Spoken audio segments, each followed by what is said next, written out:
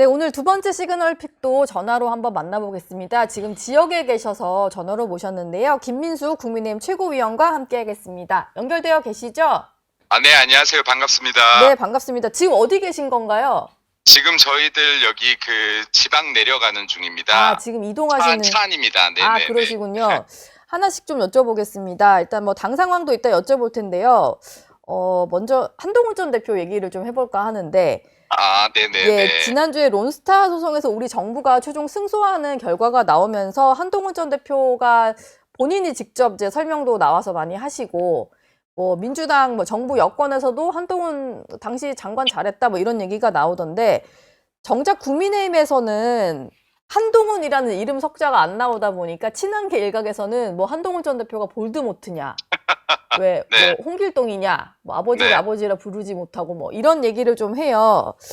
여기에 대해서는 좀 어떤 생각이신가요? 일부러 뭐 축소하려고 하신 그런 건 아닐 텐데요. 일단은 볼드모트가 해리포터에 나온 악당 얘기 하시는 거죠? 예, 그쵸. 무서워서 사람들이 이름도 잘 거론하지 못하는? 예. 네, 무서워서 한동훈의 이름을 거론하지 않는 것이 아니라 지금 국민의힘에서 한동훈의 이름이 거론될 자리가 없기 때문에 거론하지 않는 것이다라고 말씀드리는 게 맞을 것 같고요. 예. 그리고 뭐 볼트모트라는 표현 자체가 맞지 않다. 오히려 제가 한번 묻고 싶어요.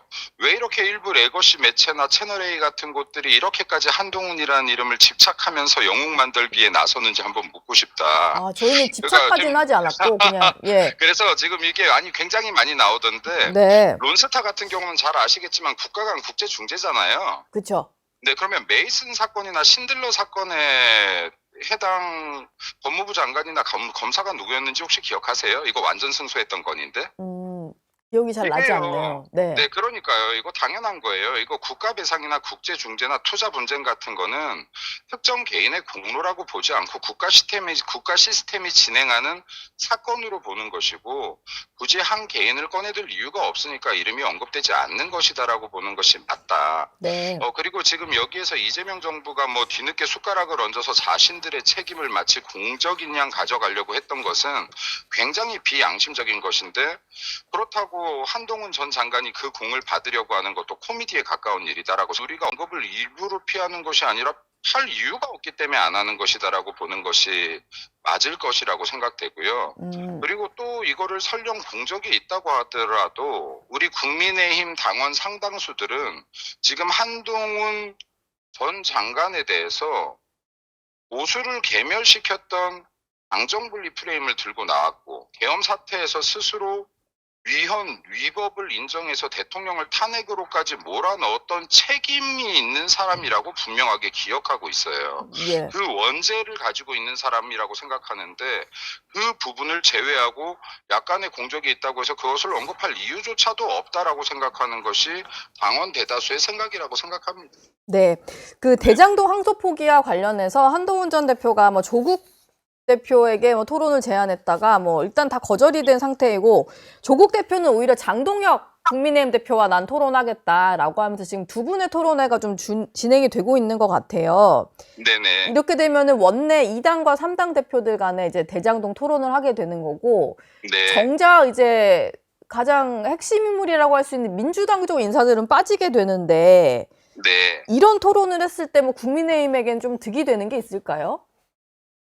저 개인적으로는 첫 번째는 지금 모든 국민들이 대장동 항소 포기를 인지하고 계신 건 아니라고 봐요. 예. 그러니까 지금 뉴스를 접하지 않는 국민분들도 상당수가 있기 때문에 지금 예를 들어 조국 전 대표라든지 우리 장동혁 대표가 토론을 한다라는 것 이슈 자체만으로도 좀 더 많은 국민들께서 지금 대장동 사건 항소 포기에 대해서 알게 되실 거라는 것에는 굉장히 큰 장점이 있을 것이다.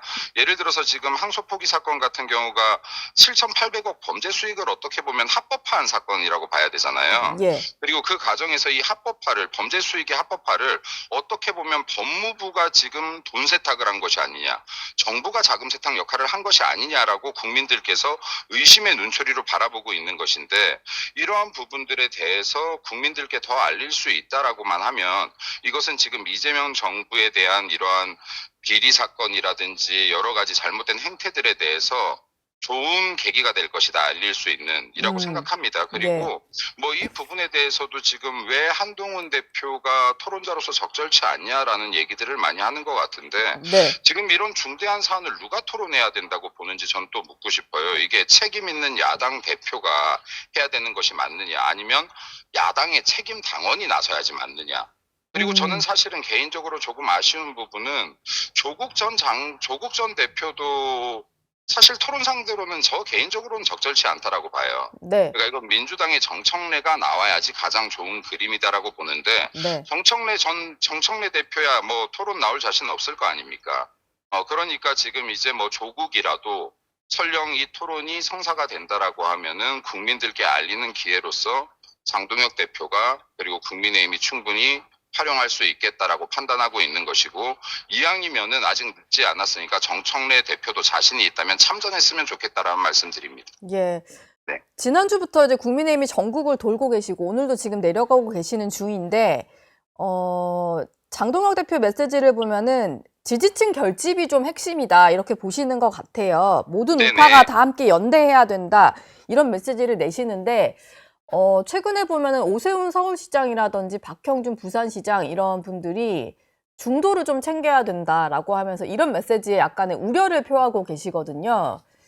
김민수 최고위원은 이제 이 국민의힘 소속 광역단체장들이 표시하는 우려에 대해서 좀 어떻게 생각하시나요?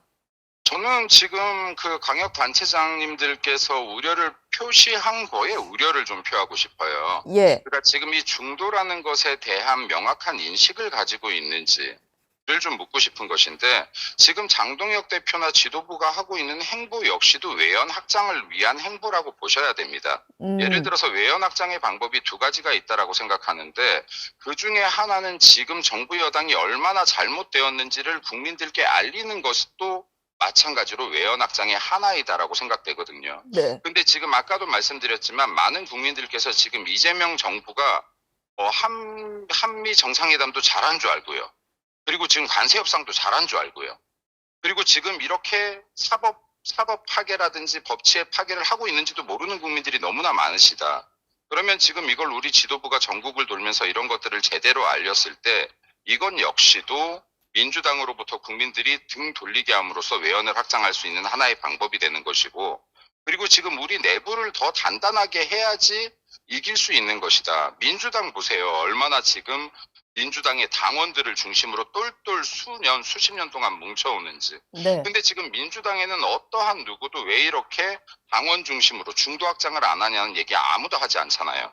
근데 이 잣대를 국민의힘에 계속 패배의 공식을 알려줘서는 안 되는 것이다라고 생각해요. 예. 그래서 우리의 당원들이나 우리의 지지자들이 단결해야 되는 것이 가장 먼저이고, 그리고 지금 이렇게 우리가 지방 투쟁을 하는 건 역시도 외연 확장을 위한 투쟁의 방식이다. 국민들이 아셔야지 이재명 정권이 무엇을 잘못하는지, 민주당이 무엇을 잘못하는지 아셔야지 민주당으로부터 등을 돌리고 우리의 목소리에 더 귀 기울여주지 않겠습니까? 예. 그래서 이러한 부분들에 대해서 네. 그냥 무조건적인 비판이 아니라, 우리 당원들이 뽑은 장동혁 대표가 이 길을 선택하고 이 방향을 제시한다면 좀 믿고 따라갈 줄도 알아야 된다. 그래야지 싸워서 이길 수 있는 것이지, 이 길을 정했는데 계속해서 여타부타 이견만 내놓을 것이 아니라, 그래 한번 같이 힘 모아서 이 방향으로 투쟁해 보자라고 하는 건 역시도 승리 공식이 될 것이라고 생각합니다. 그 오세훈 시장 같은 경우는 개혁신당과의 연대 이런 것도 좀 필요하다, 그래야 이길 수 있다라고 얘기를 하잖아요. 김민수 최고위원 생각은 좀 다르신가요? 저는 계속 이게 최고위원이 되기 전부터 우측으로의 연대를 얘기했습니다. 여기에 지금 개혁신당 제가 정확하게는 제 개인적으로는 보수정당인지 진보정당인지 모르겠어요. 예. 그 사이쯤에 있다라고 생각합니다.